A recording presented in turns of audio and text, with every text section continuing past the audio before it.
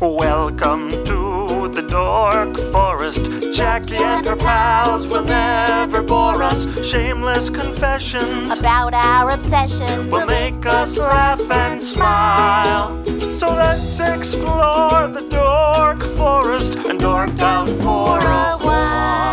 Hello and welcome to the Dork Forest. I'm Jackie Cation. The websites, JackieCation.com, DorkForest.com, TheDorkForest.com, FamilyPetAncestry.com.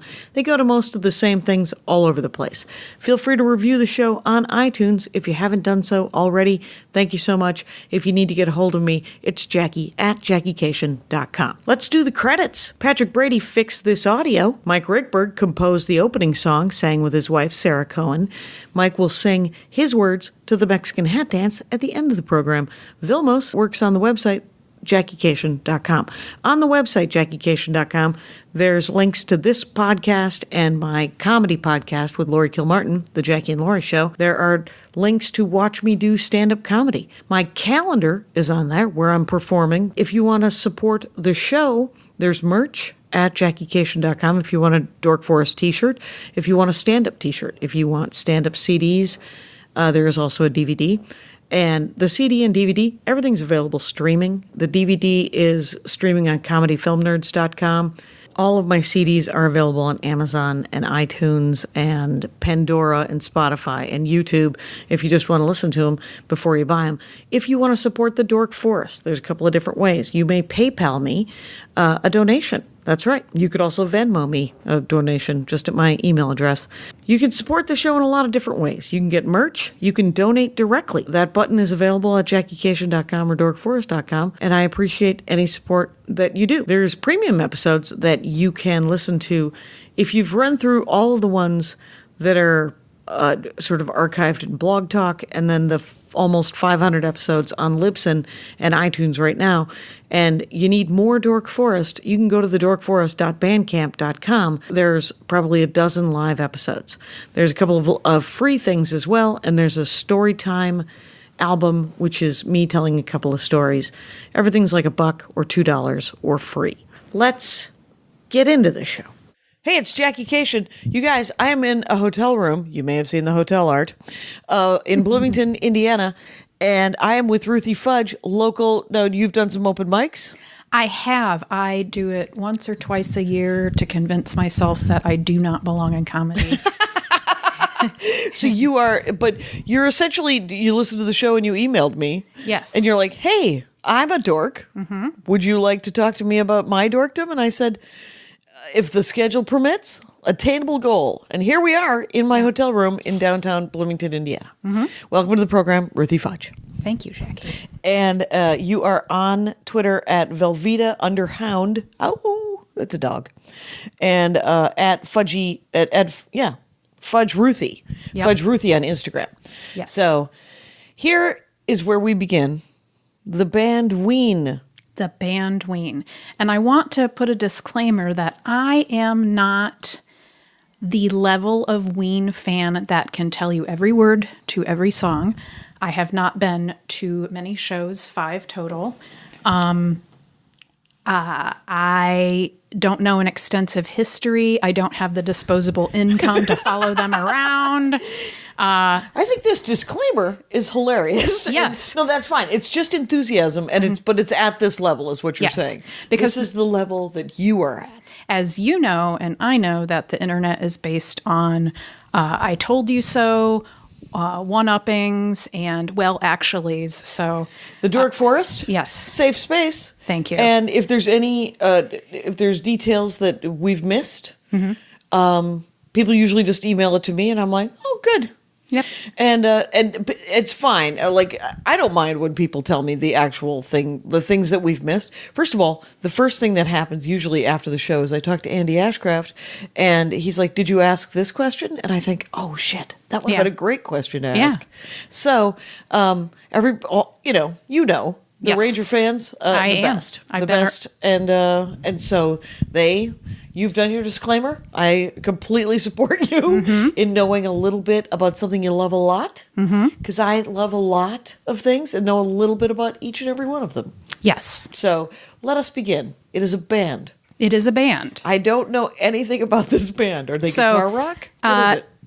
They are, in my opinion, the Bill and Ted of rock and roll in the Rufus sense, where they have brought many, many people of different age ranges together over the years. They met when they were 14 or 15. Okay. And they are 50 now, and they still make music together. Okay, so they don't hate each other.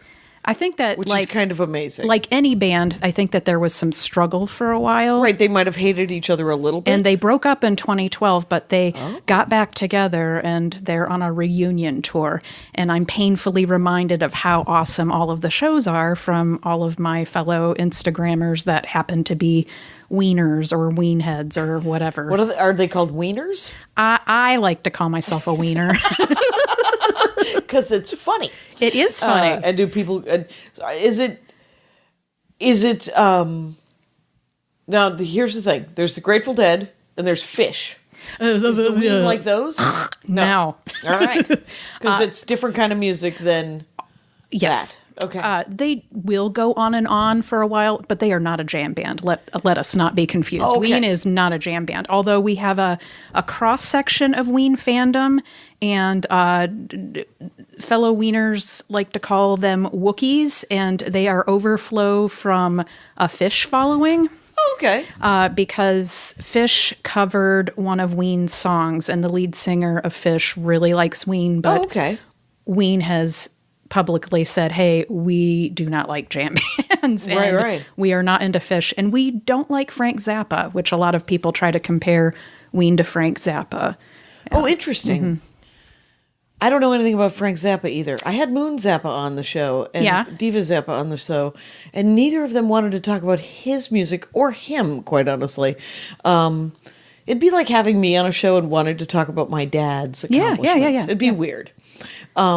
But so they write songs and music, play them, and everyone likes them. And people like them who like them. Yes, they have 9 studio albums and a whole bunch of other albums. Like live albums? There are live albums, yes. And but the nice, tight, clean ones, I mean, they're not clean at all.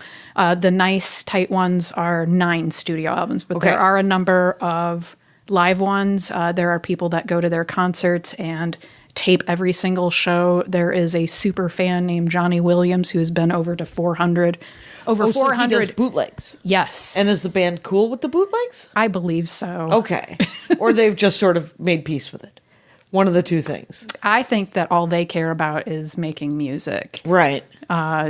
So where do they live? Do you know anything? New Hope, Pennsylvania. I think weird. Gene Ween and Dean Ween. I think Is Ween their last name? No. Aaron Freeman. Okay. A nice Jewish boy. Okay. And I think he and his family live out in L.A., if I'm not mistaken. Okay. But I don't know anymore because, again, not that level of a Ween fan. Right. Well, yeah. So let's go with I should back up. Who are the members of the band Ween? Okay. So we have Gene Ween, Aaron Freeman, Dean Ween, and that's, I want to say Mickey Melchiondo or Melchiondo. Okay, depends. You say potato, I say potato. Right. He would have to be here. Claude Coleman is the drummer. Okay. Dave Drevitz is the bass player, and Glenn McClelland is the keyboardist. Okay, so there's 5 gentlemen, who are currently in their 50s, met when they were 14. I'm sure that they're at the other members are at different ages, but Jeaner and Diener met when they were in high school. I think it was a typing class. I can't remember, but they didn't exactly like each other, but I believe they bonded over music. And Jeaner, their names aren't Gene and Dean. No. But they call each other Jeaner and Diener because it's funny. Yes. And they went with Ween because you name a band. Yes, and it's supposed to be a marriage of the word wuss and penis. Which, I mean, come on. Which is why you would call yourself a wiener. Yeah. Okay. And, 14, 15-year-old boys. Right. It's always good writing. Always good writing at 14. My belief, though, if I really can dork out here for a moment, is please do. If you look at the Merriam-Webster dictionary, the word ween means to imagine, to hope, to think. and they're from New Hope, Pennsylvania. Sure. And they also imagine, I mean, they're a very imaginative group. Their lyrics they range from silly to serious, incredible songwriters. The music, they can take any genre of music and completely make it their own. So they have a country album. They have a Beatlesque album. They have a couple of songs that are they remind me a lot of Pink Floyd. They have a couple of songs that just, if you didn't know, you would think that the song was by Prince, because Ween-er is a big Prince fan. Okay, so what they do, so there's 9 albums. Do you have a favorite album? Yes, I have. It's hard because I was looking at the list of the albums and I was like, I like all of these. I can't talk about all 9 albums. And I like a couple of their live albums. I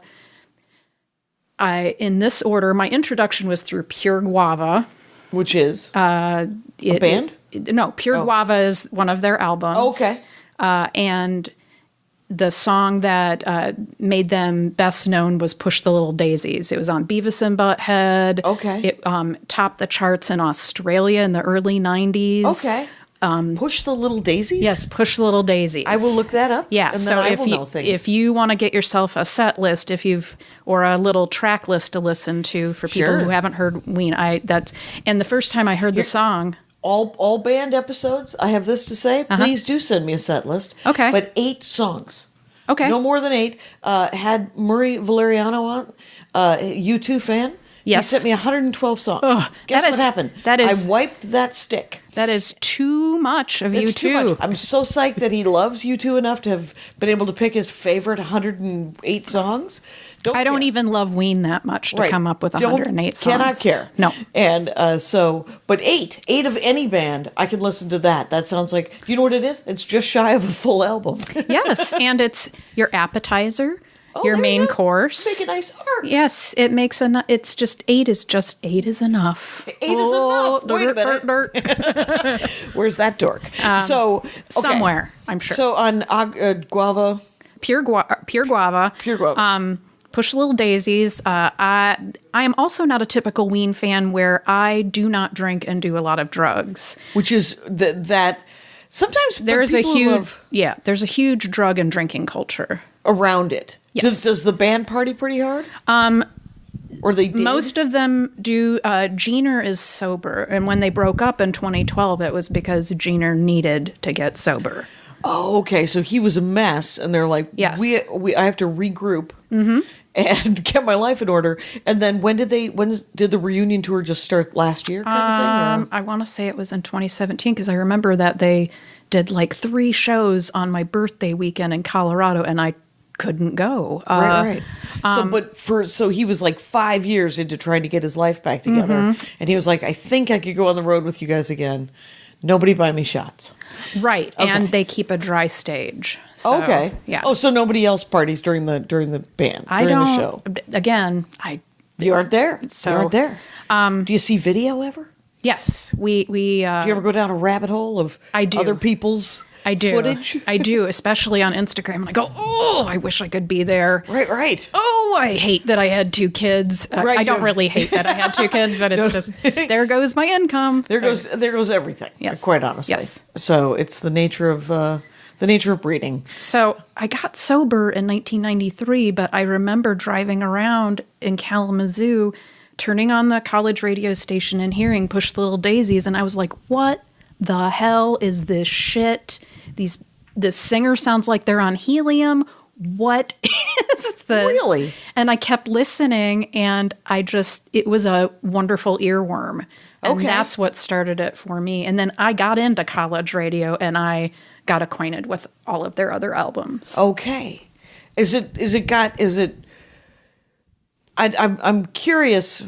You can sing it if you'd like. No. Okay. I was like, I wouldn't want to, but although it's like push a little daisies and make them come up. Like it's just, and it's squeaky, but it's got a hook. Yes. Is there a? Once it's in your brain, you won't be able to get it out. All right. Well, the thing is you would have thought that I would have listened. People often say, "Did you do any research about the Dorks album?" And I'm like, I do not. But then sometimes there's angles that aren't covered that I ask you about. So, but that's what I like about the Dork Forest is I've been listening long enough to know that you don't. But what I like is that you listen the whole time. Yeah. You learn something new. I do learn something new. And I learn something new because Right. sometimes I'll see an episode and I'll go, I don't want to learn about salsa dancing. Right. But then I'll listen and I'll be so happy that I Oh my God, that was kind of a fascinating episode, Yes. wasn't it? Yes. Solange Castro, if I remember correctly. She just put out a new album. There we go. There's a plug for her. Okay. I'm with Ruthie Fudge, by the way. It's Velveeta Underhound on Twitter and Fudge Ruthie on Instagram. So there's 5 members of the band. Mm-hmm. They've been together for 1,000 years. Mm-hmm. They have 9 studio albums. Mm-hmm. And they tour now. So there's a drummer, there's a bass player. What do the other 3 players do? You did not say. Well, are they all sort of Jeaner and Diener sing. Gene does most of the singing. okay? Claude has a song that he sings on, and that's the drummer. Okay. They play keyboards. Glenn McClellan plays Is the keyboards. keyboard guy? Mm-hmm. Okay. And Jeaner and Diener both play guitar. Sort of lead guitarish kind of thing. Or, And man, if there's something that I will go down a rabbit hole doing is watching videos of Diener's facial expressions as he plays guitar. It's something to behold. When you see someone doing something that they truly love and they're in the zone and nothing outside of them exists, it's just like... I think he's in another world when he's playing guitar. And really? He has these facial expressions that are hilarious. Because he's concentrating and He's concentrating. He's having fun. He's practically making love to that guitar. Right. He's just like, is it... So he's jamming on the guitar, like he's playing his guitar. Mm-hmm. The songs are, what, 3.5 minutes long, max? Some of them are longer. Okay. Mm-hmm. Yeah. And so he's just up there and... I don't know. What's another song? Like it's like what's another favorite song? So on Pure Guava, yeah, because that was the album that started off. There's another song on there called "Pumpin' for the Man," and it's really super fast. Okay. And if you've ever worked in retail or fast food or at a gas station or any sort of service industry job, it's about just being like, I hate the customers, but I'm here. Earning minimum wage because what the hell am I? I have to. Right. I'm in this position where I have to because as an artist, I identify you have to have like a day job because the world doesn't love artists. Well, and you have to pay your bills. And I like insurance. Right. And eventually someone should. Yeah, but it's I wonder if they play it in those places. Like, is there Ween, like at the gas station? Oh, no. Ween, no? There are very few tracks that are radio friendly. Okay. There are some songs that are clean, and we have a list. We, meaning my spouse and I, have a list where it's like Kid Ween, and the kids all know those songs, but we don't let them listen to the other songs. Because are they cussy, or is they just super cussy? Mm-hmm. They are super gross. Just like I'm waiting for Netflix to come out with a line of documentaries called "Everything You Love Is Problematic," because Ween does do some shit that I am not real happy with, but I love the music so much more. Sure. That my brother loves Woody Allen and always will. Yeah. But so there's drama with Ween? They're flawed humans? What's happening? They have songs where they make fun of fat people. They've had some tracks that music critics have reviewed and said that they're homophobic. I don't think that they are, but there was one song that was like, okay, you're probably talking about a creepy old gay guy that does crystal meth. Okay. And then they made up for it. That was called Richard Smoker, and that's on their country album. But they have another song that made up for it that was on South Park called The Homo Rainbow. Right. And I love it because it's like, it celebrates. As a non-binary queer person, I just love I mean, that could easily be the soundtrack of my life. There are many colors in the Homo rainbow. The Homo rainbow. There are many colors in the Homo rainbow? Yes. That is nice. Yes. Yeah, it's interesting because I had a Dork Forest where it was Marcela Arguello talking about Kanye. I And she remember was- that episode. Yeah, and she was talking about how... Talk about problematic. Right. And it was pre him going off his meds, clearly. And she was like, it is hard to be a feminist and a woman and listen to Kanye West and just kind of want to really jam out to these songs because he's saying some really stupid shit. Yes. And I think that might be true of so much music, just because musicians, they're usually, 23-year-old drunks. Yes. As far as I can tell from afar. And lots of songs about fucking. Yeah. Ween has lots of... one of my favorite jams, and it's so misogynistic. Yeah. But I put the coke on my dick. Put the coke on my dick and then and snort the coke off his dick? Well, no, Essentially, it's or- put the coke on my dick and turn to the wall. Oh.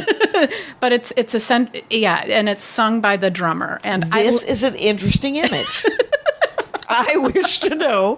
So if you put cocaine on a person, and when I say a person, mostly a dude's dick, and it is, let's say, erect, because obviously you're not putting cocaine on a flaccid penis. It would probably be very difficult to snort. Right. Then you're just like, then you're rooting around in there anyway, and you're Yep. like, oh, okay. Which that gentleman might enjoy that as well. But then you turn around, and then he clearly wants to either. I am 100 years old, so I will say the words doggy style, Yeah. which is I believe the correct term, and then or he wishes to. There is anal. Whatever. One of Could those be. two things are happening when someone is facing away from you and your penis is involved. When coke is involved, I believe anything is Could game. happen. It's possible. and so then the thing is it mostly means that the person the guy with the dick and the penis and the coke just go words. And he's not going to get the benefits of that cocaine. The person who the cocaine's going to go into the person who's receiving the penis. Yes. Don't you think? And who knows? And maybe the penis owner has already had their share of cocaine. Well, clearly. Because, I wonder what the lyrics are to that song. I suggest you listen to Put the Coke on My Dick. It's, for some reason, I wish to look up the lyrics to put the coke on my dick and see. So, Yes. going back to favorite albums, Pure Guava, The Mollusk, which is like their album of sea shanty inspired songs. Yes. And I love that album so much because I feel, it's most of the songs are nautical themed. Who doesn't like a nautical theme song? And Are they like pirates? Sometimes? well, there is one song, the Blarney Stone. And I don't know if a pirate is singing that, but it's a drunken Irish person, I guess. And Ween-er sings on that one. It's one of the tracks that he sings. But everything that I wanted to accomplish while drinking and doing drugs for the short time that I did them. Yes. When I listen to that album and close my eyes, I'm like, this is what I wanted to accomplish. Oh, right. Oh, that's... I who did I have on that was talking about short stories? I can't remember, and that's the same thing with lyrics and songs. Essentially, they're a fantasy element of this is the feeling that I want. Yes. Whenever I do anything, whether it's like some country songs, it's your truck and you're dancing and you're at the bar and you meet a nice lady perhaps and you have and then you dance and then you fall in love and so. So the song on that album was the perfect party song, essentially? Well, there are lots of really great songs. The one that's most known, it was in a Toyota commercial and on an episode, or in the Ween had SpongeBob a movie. Toyota commercial song? There was when they it was either Subaru or Toyota, but they played Ocean Man. And Ocean Man was also on the SpongeBob movie soundtrack. Okay. And it's one of my children's favorite songs. Oh, fair enough. Yeah. And what year did that album, newish? No. I'm super saying, old. The mollusk, I think, is 97, 96, Okay, 97. so 90s. Okay. Yeah. Wow. Yeah, that should go in the SpongeBob movie. Yeah. And And they had a song on an episode of SpongeBob about tying your shoes, learning how to tie your shoes. so they're essentially like an adult version of the Wiggles. Is what If the Wiggles Were adults. were adults, and very adult, but enormously adult. But like I know a lot of music critics will assign them the moniker of a novelty band or an alt rock band, and I just think that that's like a gross oversimplification. Sure, but what would you put them as? They are in their own category. Okay. Yeah. Yeah. If I'm listening to all different categories, there should just be a category called Ween. Kind of like Primus has its own category too. I like Primus a lot. What about like? Because what I'm thinking is, and I can't remember their name. Dean and Jean. No, the band Barnes and Barnes. No, well, it's a different band. They did Fish Heads. What is that? What are all of those words? My ad. I'm about to do an ad. Rangers, this is another ad for the New Yorker. You can get 12 weeks of the New Yorker for $6, plus the exclusive tote. You go to newyorker.com/dork, and you save 50% when you enter dork at checkout. Live by a code, you guys. Get 12 weeks of the New Yorker for $6, plus the exclusive tote. That's right. I have the exclusive tote. It's very exciting. The New Yorker, of course, is the freaking New Yorker. It represents the best writing in America today. You receive 12 weeks for $6. You get home delivery of the print edition and unlimited access to newyorker.com with 10 to 15 exclusive site-only stories every day. You have the apps, the online archive, the crossword puzzle, all of it. So the New Yorker is amazing, of course, as everyone knows. Remember Ronan Farrell? There's also the theater critic for the New Yorker won the 2017 Pulitzer last year. I got to find that and read it because it's amazing. They cover everything, a full range of topics, including politics, news, international affairs, climate change, the environment, popular culture, the arts, fiction, food, humor, cartoons. You know it. You love it. The New Yorker. Get 12 weeks for $6. Use the code DORK. All right, let's get back into the show.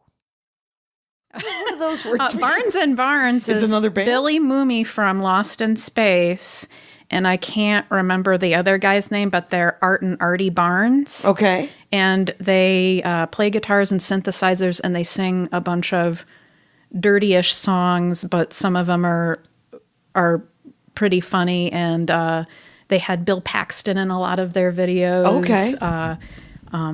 Yeah, I could totally go down Barnes rabbit hole. Yeah, but my spouse is the Barnes and Barnes head. He knows all about them. Well, because I was thinking, because I only have one album of almost every band. Weird, I don't have an album of Ween. If I were to get one album, what should I get? Oh, I would say White Pepper. White Pepper. Okay. That's their Beatlesque album. So it's kind of attainable. So it's kind of easy to. It's a good gateway. Yes. And it's called White Pepper. White Pepper. Okay. And Trey Parker and Matt Stone directed a video off of that album called Even If You Don't. Okay. And that is very Beatlesque, and I like that song quite a bit. Okay. It's Even If You Don't, because now I'm going to download Push the Little Daisies, and Even If You Don't. And then I looked up the lyrics for the Coke thing. It is it's definitely not anal sex, but he seems very angry for someone who's about to get to have some sex. Why so mad? You're about to get some, sir. Anyway, put the Coke on my dick and turn to the wall. Your pussy is swollen and my penis is raw. Looks like sugar on a hard piece of meat. Get your big ass round so you can taste the heat. Oh my God, put the fucking coke on the tip of my cock all night long. I'm strong as a rock. Better be good, because tonight I'm smoking. 2 Tons of Man is the title I'm holding. Well, see, and I like... I would like to think that Claude Coleman is really like this, but I don't think he is. Well, and the thing is that at some point, you have to know that you're being dumb. And so they have a pretty good sense of the ridiculous? I believe that they do. Okay. Another album that's really popular that I like quite a few of the songs on it, but I think it's because the cover is off-putting to me, is Chocolate and Cheese, and it has like an aesthetically sexy bod of a woman who's showing some bottom boob on a shirt and has a great big Ween wrestling belt on, and it's... Oh wait, so it's like underboob and the wrestling belt? Yes. Okay. It's a sexy time cover, but just again, I look at it and I go, "Oh, just put clothes on, please." Now, are these gentlemen married?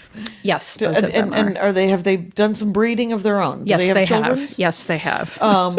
So as they come into their middle age here, the twilight of their years, what year was the underboob? I think Chocolate and Cheese was in 94, 95. Yeah, you got to give somebody some and they're in slack. They're in their 20s,20s. right? That's 25 years ago or whatever. So, I give myself slack for 25 years ago.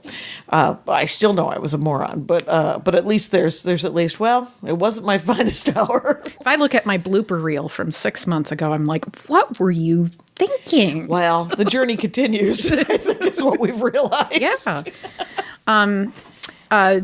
Going back to the Pure Guava album. Yeah. So another thing that Ween has been on, a movie, was the horribly underrated blockbuster hit, the It's Pat movie.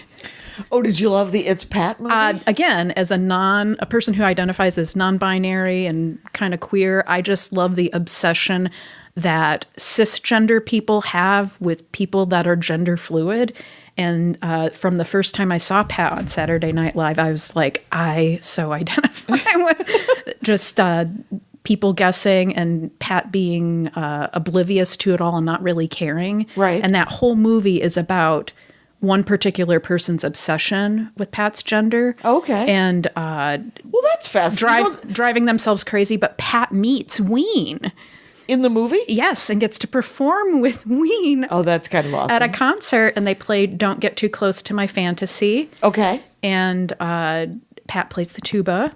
Okay. And they're at, it's either a before show, after show, and Pat tries some mushrooms, and Pat starts to go, oh, I'm seeing different things, blah, blah, blah, blah, blah. and Diener says, hey, those are just mushrooms from Safeway, or Jeaner. I can't remember who says it. It's like, those are just stuffed mushrooms from Safeway. Right, they're just mushroom caps. Yeah. You're actually not having hallucinogenic mushrooms. Right. I think it was a point in my life when It's Pat came out, and Pat was, like, I've never watched Saturday Night Live. I'll only watch, I'll sometimes watch the clips. They'll show awesome clips on, and so I'll get to see the bits. And It's Pat felt like I've always had some sort of trouble appreciating sort of things that are cringeworthy, and I want to, because I want to be able to, like, I would love to be able to sit through a scary movie too, but I get scared, and things that are cringeworthy, I cringe too much, and so I don't like reality television, and but the thing is that makes me kind of want to see It's Pat, because of like the acceptance of gender fluidity now. And this was done in the 90s. Yeah, so that's a million years ago. I think that some people could look at it and go, this is offensive. But I also like taking something that someone might look at as offensive and go, I'm going to take it and turn it around and make it affirmative for me. Take back the night, man. Take back the Pat. Yeah, take back the Pat. But the weird thing is that like, if you look at what that movie did, was it validated some stuff, and it made people aware of stuff. Sort of like Will and Grace. If you look at Will and Grace, as from this point of view, you're like, that does not hold up at all. That is super stereotypical and really weird. But you're like, there was nothing that was being that supportive to homosexuals. The emphasis got weird. What? The emphasis? Yes, exactly. My syllable had some terribles. But homosexuals and but if you look at all of them, the fact that anything ever gets brought up, the initial time that it's brought up, how it holds up is kind of fascinating. Right. And Dave Foley's in that movie as Pat's partner, Chris. Okay. And no one knows what gender Chris is either. Oh, right. So I love it. Yeah. That is fascinating. And again, Ween is there. So. And Ween is there. Ween is there. And then when Pat gets invited to play with them, Pat, is selfish, inherently selfish, aren't we all? And really believes that Pat is part of the band. Right. And, but just runs screaming, I played with a Ween. I played with a Ween. It's just, I love it so much. That is fascinating. So I like the fact, and everyone's a whole person, you know? I mean, these are guys who want to talk about, fucking fat chicks. And they also... Or like, feeling like a big fat fuck. And it's like, I don't know if they're saying I'm feeling like a big fat person, which fat isn't a feeling, but... Part of me thinks that they're singing where I fucked up really bad, so I'm just feeling like a big fat fuck. But there's also one that's called I'm Fat or Hey Fat Boy. That's on Pure Guava. Well, they might have some issues with body image. Who doesn't? I'm weirded out when someone's like, I feel great about myself. I was like, really? Many years ago, I worked with this woman who is still a good friend of mine, but she was always pretty good looking, right? She was always and she had a good metabolism, so she was pretty thin and very fit looking. But she was also a giant hippie, and she played many instruments, and she was a groover, and she lived on a houseboat, and she was this very hippie. She was kind of the coolest person I think I've ever met in my life. And at one point, and we had the same day job.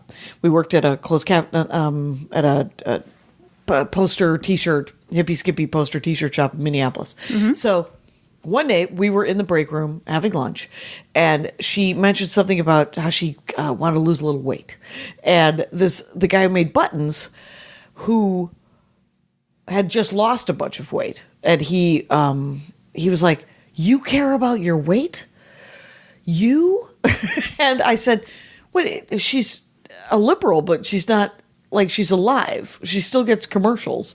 I mean, we all see magazines, and we all want to be pointy, but it's almost, even if you don't want to care about your body image, and you work all of your life to just be okay with yourself, there's going to be a moment when you're not. And so it's weird. Well, white supremacy, the body image stuff. Yes, white supremacy. Let me tell you about white supremacy. No, body image is rooted in white supremacy. So the thing about white supremacy is that it's a dynamic setup for you to feel bad about yourself if you don't fit in within that world.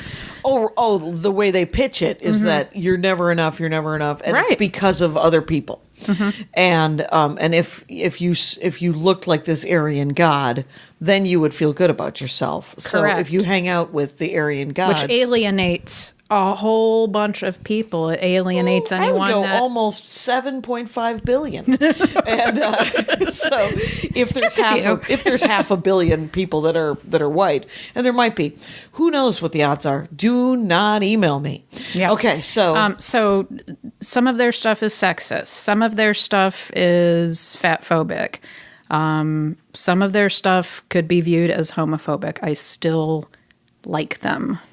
Right, because some of their stuff isn't, right? Some of their stuff isn't. What's their stuff that's super supportive? Again, I like Homo Rainbow. Yep. They have a song that's on the Muppets and Space movie. Yeah. Keep Your Eye to the Sky. You Are Not Alone. I really like that song. They had a song in the X-Files movie, Beacon Light. Okay.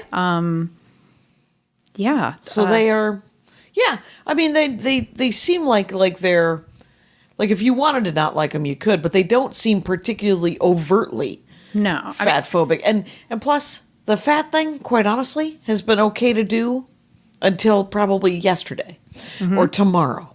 And because it's sort of the last thing that you can make fun of. Yes. And if that's the hill you want to die on, then that's then march away. Yep. But I don't. Yeah. So it's.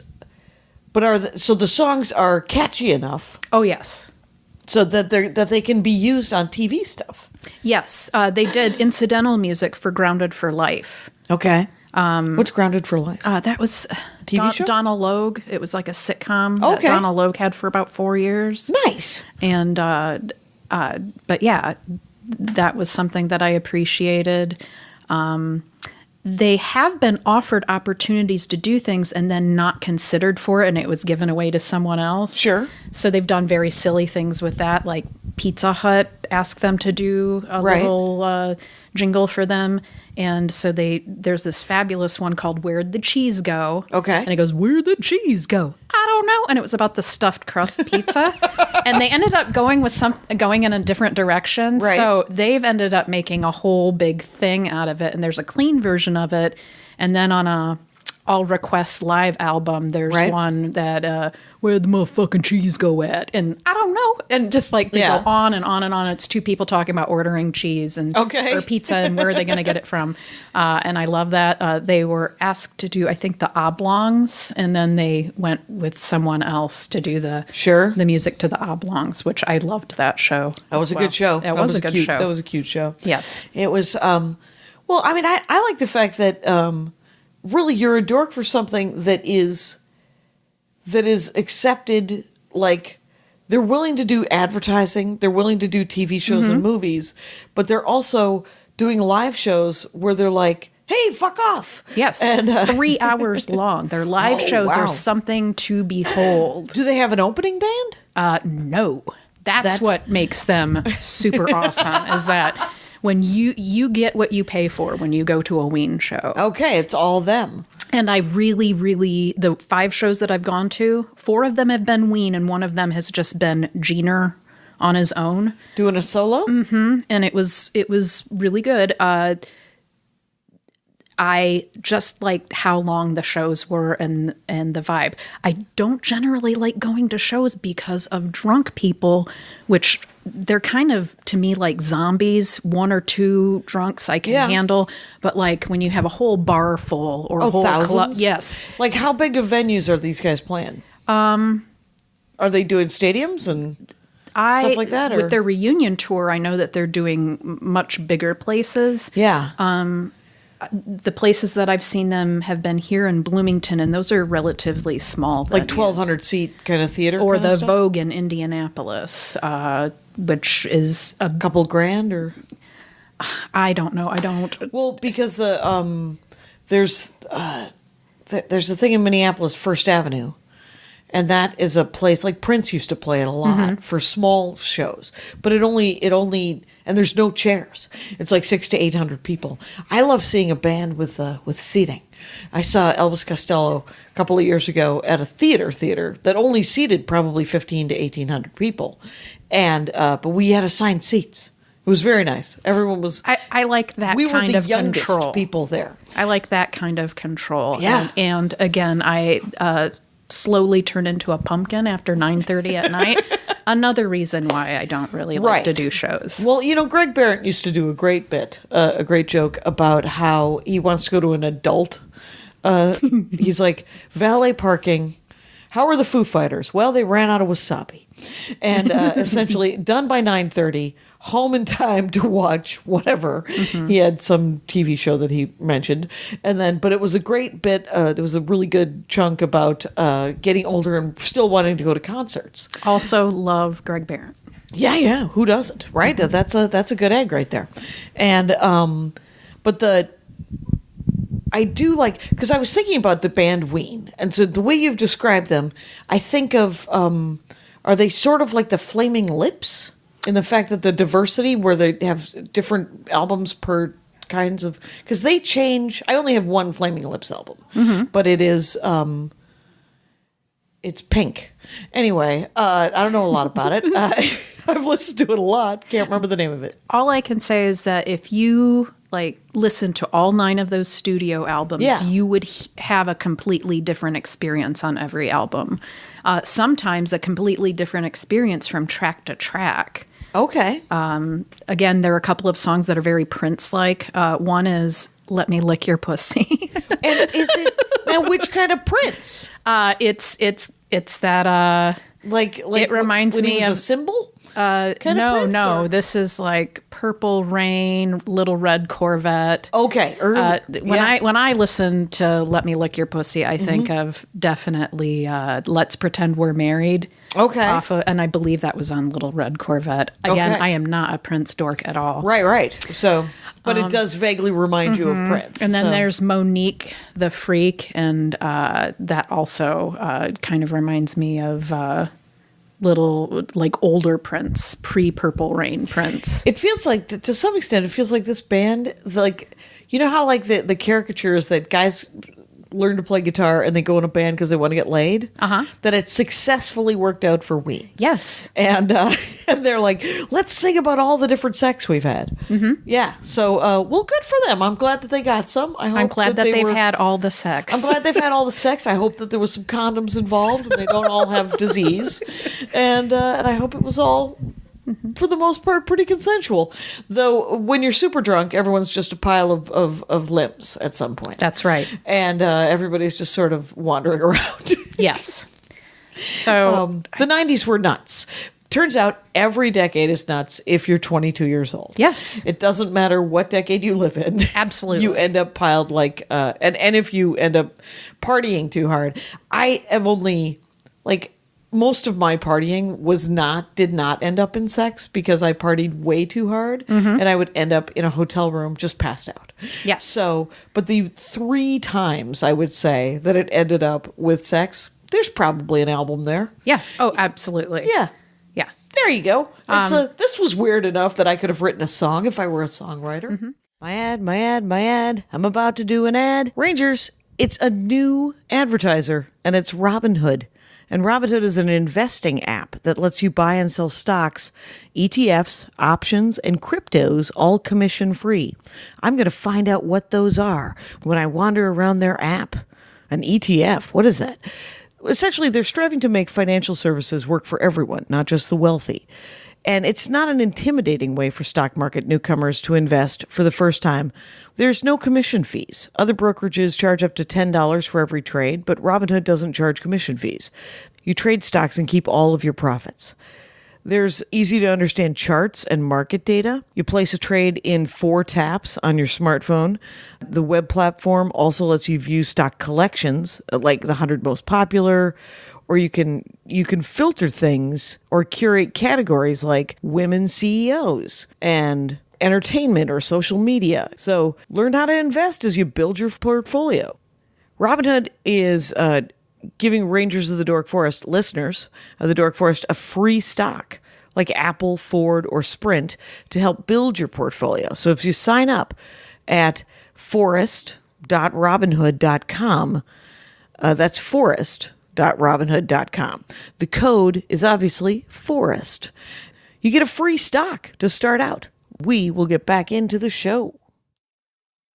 And so Ween is a huge part of my early recovery because I didn't drink or do drugs for very long. I've never had a legal drink. So where people associate Ween with partying, I'm like, oh, I remember where I was going when I heard this song. I remember what I was doing when I listened to this album. Oh, right. Because you were a child. So it was a completely different experience for me. Oh, that's wild. Yes. Yeah. So that makes me a little bit of an anomaly, I guess. Now, you've mentioned 4 albums so far. Give me another one.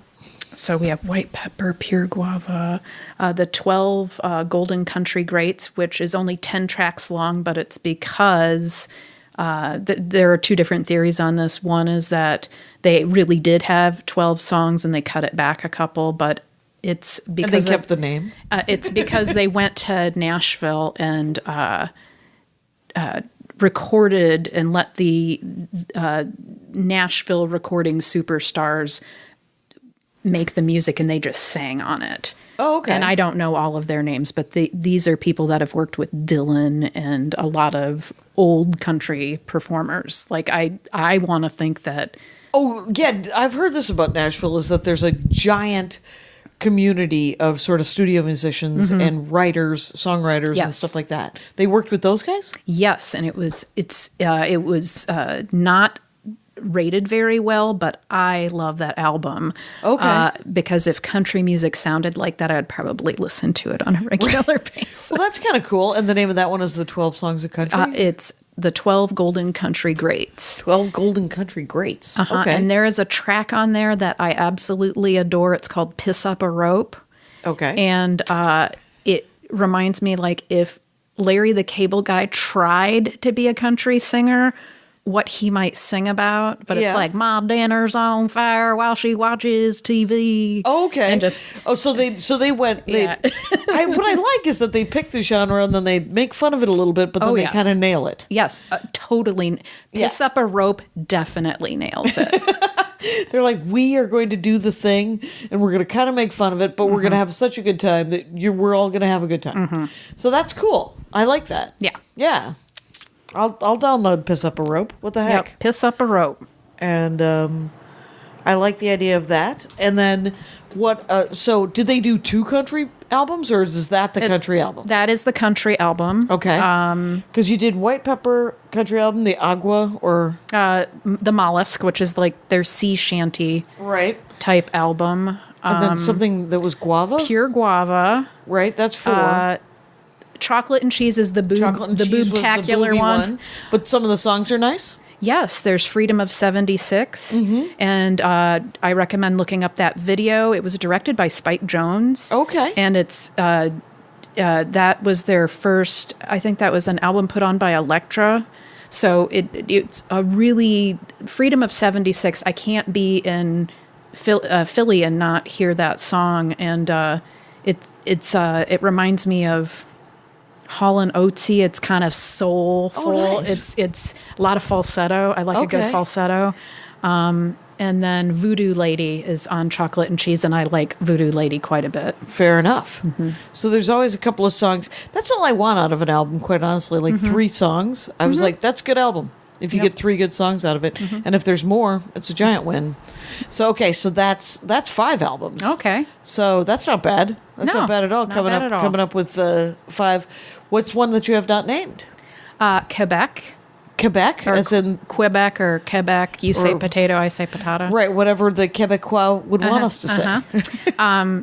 That is a fine album, and there is a song on there called The Argus I like quite a bit, and then that album is just very dark because I think that was at the very end of Jeaner's alcoholism, and he was getting a divorce, so there's a lot of Pink Floyd dark shit. Right. And there's one that's very Pink Floyd called If You Could Save Yourself. Okay. And it makes me a little weepy when I hear it. Yeah.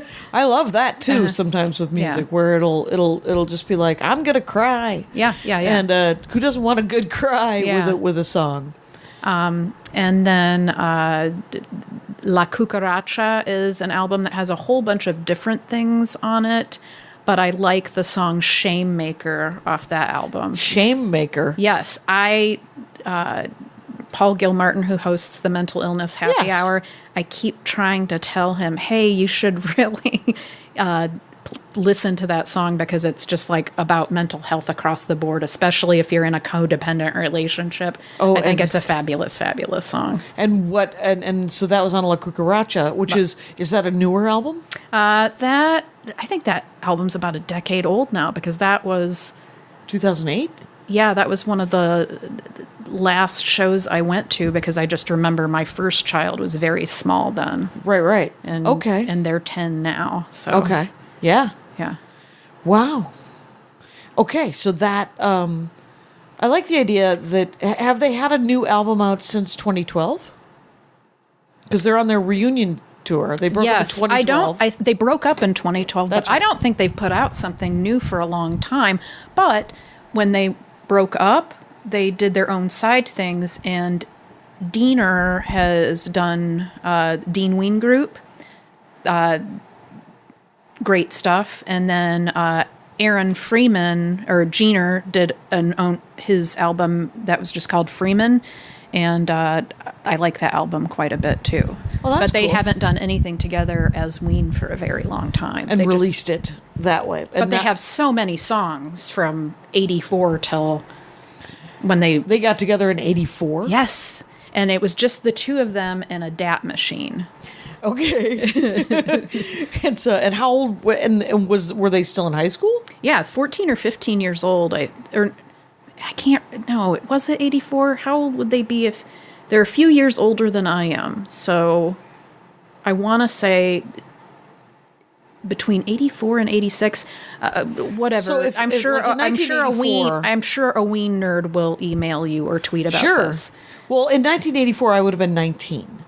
So, no, and they're younger than you are. So, but I know that they were 14 or 15 when they met, and they hated each other. And they hated each other, but but it was not long after they met each other, they started the band. Yes, because they realized that they had this common ground of music. Yeah. Music bringing people together. You gotta love that. You gotta love music bringing people together. Yeah. And then 47 years later. I know, right? That's hilarious. Yes.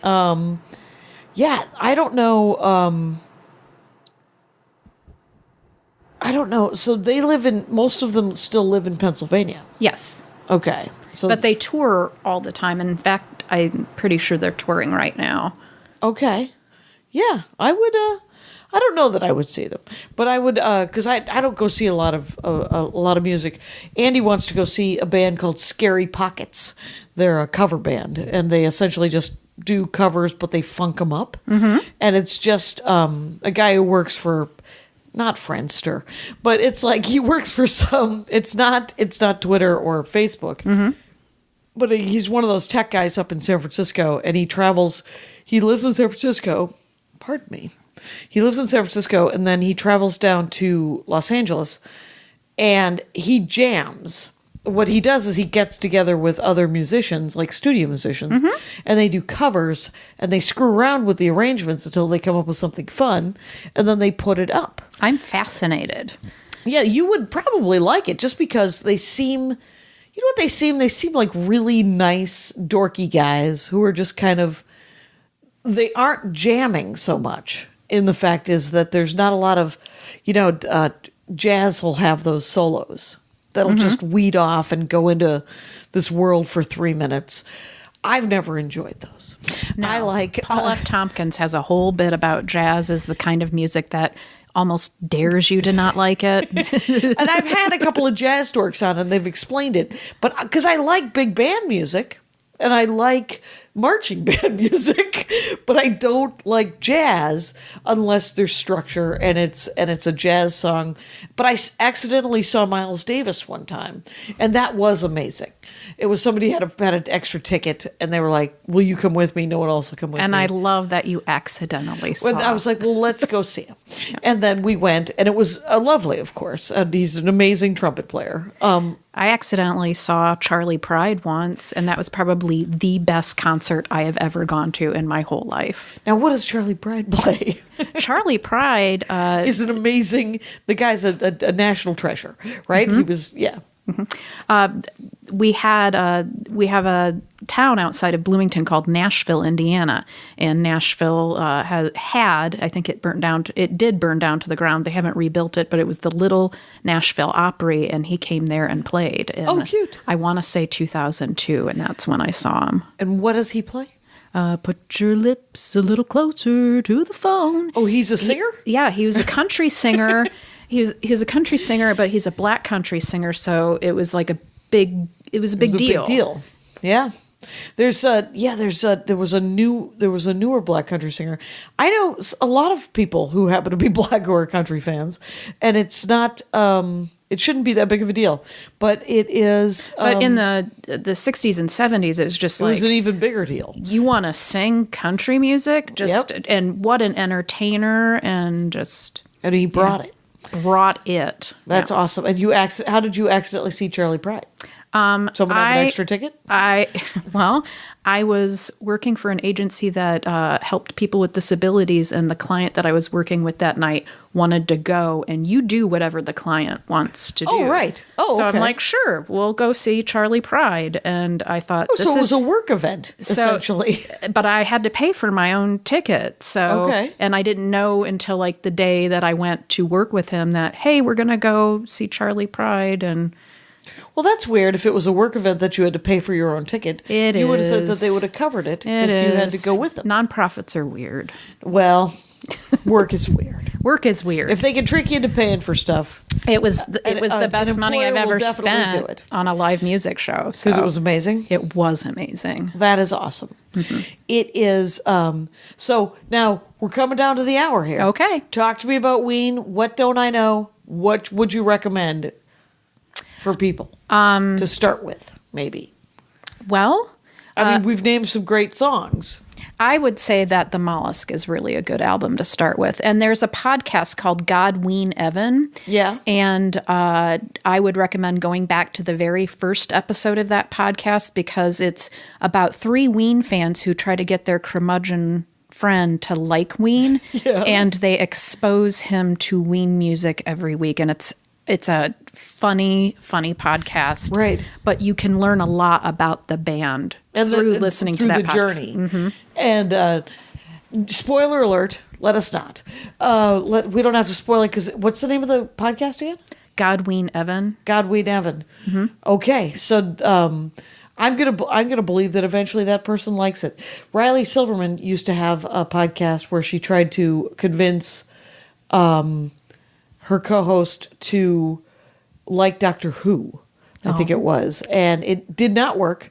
After like probably 100 episodes, they stopped doing it because it did not work. I love Riley Silverman. I kind of have a crush on her. Yeah, she's great. And she's hilarious and wonderful. I have been talking, by the way, to Ruthie Fudge, and it is at Fudge Ruthie on Instagram and at Velveeta_Hound on Twitter. Thank you so much for doing... It's over. Yes. Thank you so much for doing the Dork Forest. Likewise. All right. Oh, there you go. And you know the rules out there, you guys. Take care of each other. My hat, my hat, my hat. They're dancing around my hat. My hat, my hat, my hat. Well, what do you think of that? If it looks like a Mexican hat dance and it sounds like a Mexican hat dance, it's most likely a Mexican hat dance. So take off your hat and let's dance. Yay! Oh my God. Why don't we just call that as the end of the show?